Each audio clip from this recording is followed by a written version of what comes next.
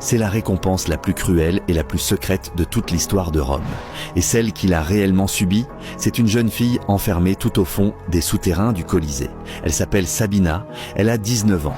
Elle a été jetée dans l'obscurité, les 4 membres enchaînés par de lourdes chaînes. On est en l'an 79 après Jésus-Christ.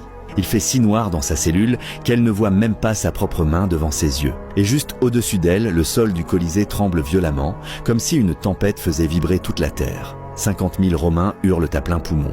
Ils célèbrent le gladiateur qui vient de tuer ses frères de ses propres mains. Pendant les 3 heures qui suivent, ce qui lui arrive est si brutal que même les historiens romains ont hésité à l'écrire dans les livres d'histoire. Parce que tout cela est lié à un rituel terrifiant qu'on appelait la récompense du vainqueur. Une fois que les lourdes portes de pierre du Colisée se referment, le gagnant peut pratiquement faire tout ce qu'il veut dans ces salles souterraines. Recroquevillée dans le noir, Sabina entend les cris au-dessus d'elle devenir de plus en plus lointains, de plus en plus faibles, jusqu'à ce qu'un énorme fracas retentisse. La grande porte de pierre tombe lentement et son écho annonce une chose très claire. Ces 3 heures viennent de commencer. Dehors, des pas résonnent. Lents, lourd, régulier, il se rapproche. La lumière d'une torche traverse les barreaux et étire violemment son ombre sur le sol. L'air est saturé de l'odeur du sang, du sable et de la sueur encore fraîche du combat. Une haute silhouette s'arrête devant la cellule. C'est le même homme qui a tué ses frères. La porte est maintenant verrouillée. Il n'y a aucun témoin et aucune issue. Et ce que ce gladiateur a finalement fait là-dedans,